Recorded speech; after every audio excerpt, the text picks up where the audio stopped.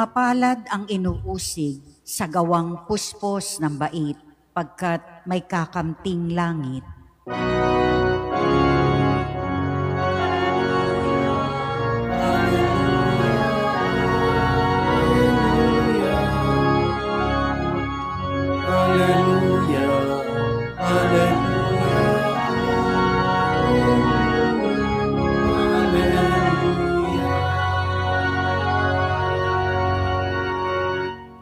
Sumainyo ang Panginoon. At sumainyo rin. Ang mabuting balita ng Panginoon ayon kay San Mateo.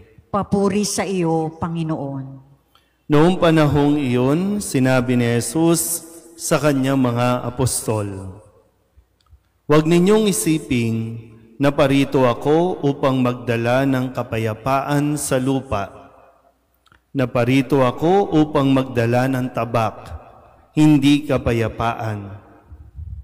Sapagkat naparito ako upang papaglabanin ang anak na lalaki at ang kanyang ama, ang anak na babae at ang kanyang ina, ang manugang na babae at ang kanyang biyanang babae, at ang kaaway ng isang tao'y ang kanya na ring kasambahay.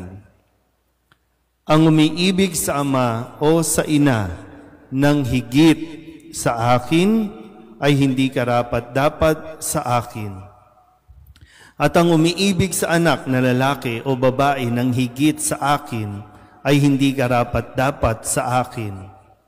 Ang hindi nagpapasa ng kanyang krus at sumusunod sa akin ay hindi karapat-dapat sa akin.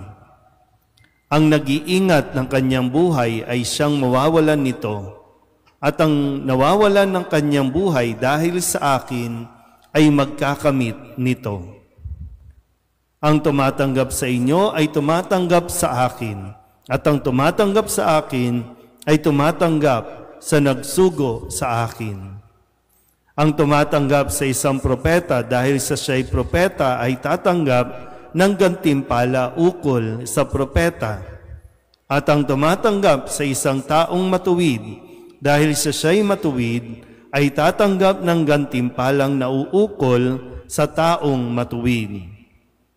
At sino mang magbigay ng kahit isang basong tubig na malamig sa isa sa maliliit na ito dahil sa ito'y alagad ko, tinitiyak ko sa inyong tatanggap siya ng gantimpala.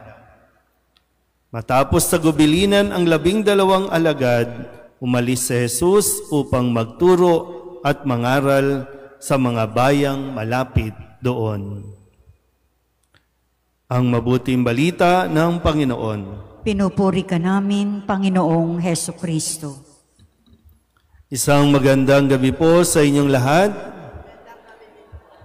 Ngayon po ay Lunes ng ika-15 linggo ng karaniwang panahon at sinisimulan natin ang ating linggo sa pamamagitan nitong pahayag ni San Mateo. Kung tutuusin, ito po ang huling bahagi ng mga tagubilin ni Kristo sa kanyang mga alagad bago sila tuluyang humayo, bago sila tuluyang paalisin para magpahayag ng mabuting balita. So pinaunang sabi na ni Kristo ang ilan sa mga posibleng mangyari o maranasan ng kanyang mga alagad. Kaya nga kung papakinggan natin sa una, parang ano ba ito? Naguguluhan ba tayo? Ginugulo ba tayo ni Kristo?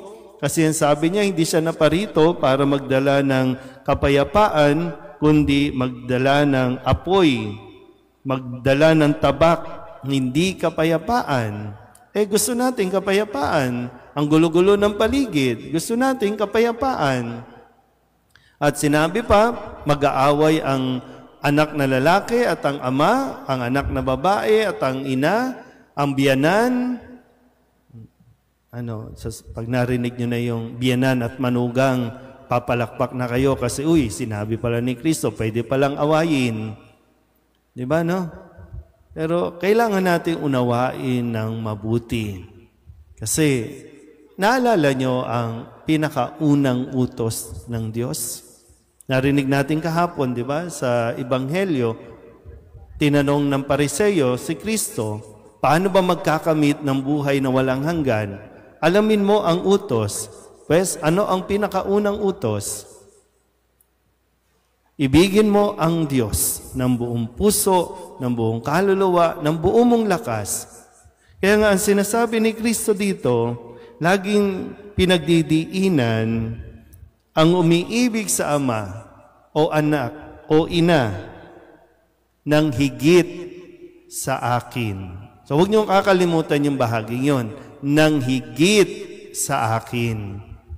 Bagamat mayroong utos, kasunod ng mga utos na matapos ang para sa Diyos ay igalang mo ang iyong ama't ina. Hindi yun magko-contradict. Kasi mayroong tayo, mas close tayo at mas sinusunod natin ang magulang kesa sa Diyos. Dapat, una ang Diyos, dahil hindi lahat ng sumusunod, nagmamahal sa pamilya, nagmamahal sa Diyos. Pero kapag ang isang tao nagmamahal sa Diyos, ay kayang-kaya niyang magmahal ng kanyang pamilya. Naintindihan ba?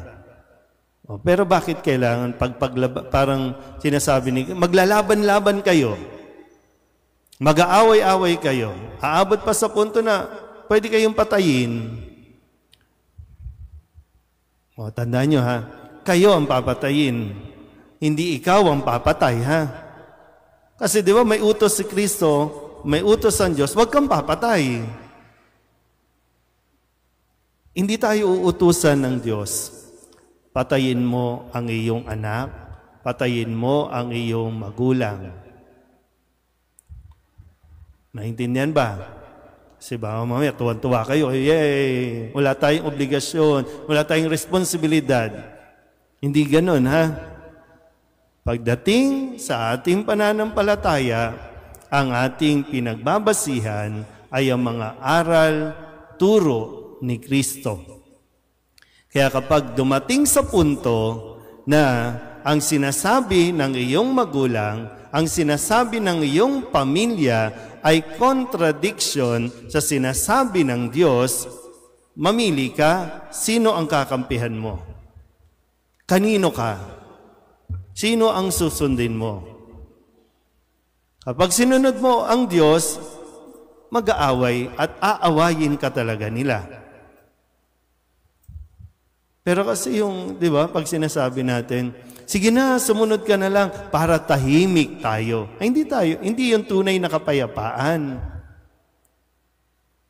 Yan, kapag sinabi ng gobyerno, sinabi ng pamahalaan, ay, magkaroon tayo ng same-sex marriage. Ano bang sinasabi ng ginawa ng Diyos na ang kasal ay babae at lalaki?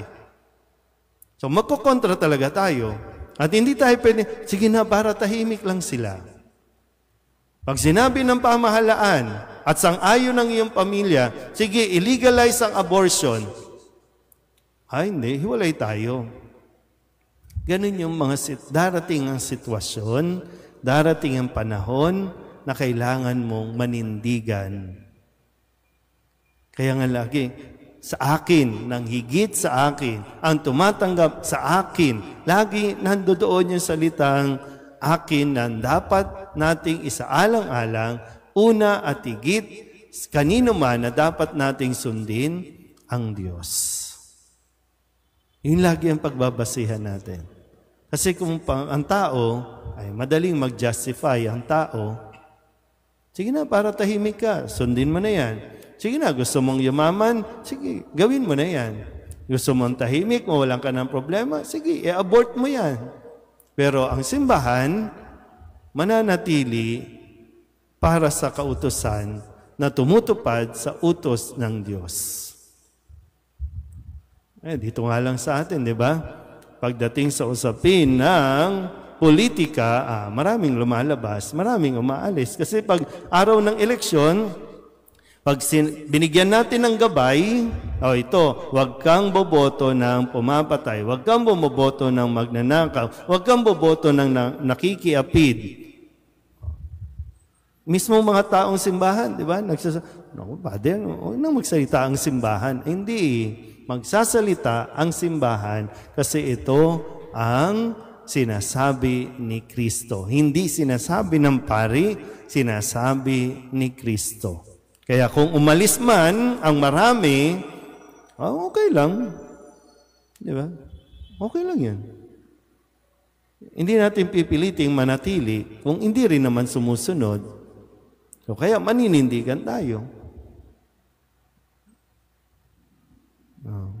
Di ba? Hindi naman kayo napigilan tumanggap ng 1.5 last election, di ba? Yan. Di ba? Pero kailangan natin, pag dumating ang araw, tandaan niyo po, pag dumating ang araw na kailangan at dapat tayong pumili, sana ang piliin natin lagi ay ang pagsunod kay Kristo. Amen?